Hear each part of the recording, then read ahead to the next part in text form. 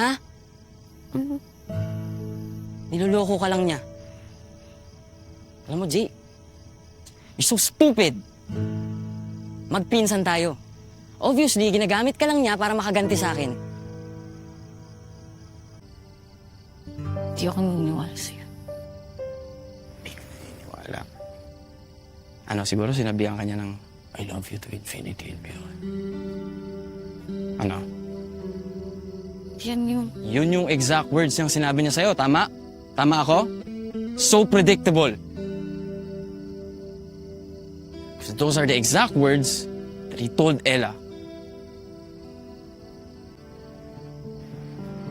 Sabihin nun, niloloko niya ako. Papansin tong horoscope na to.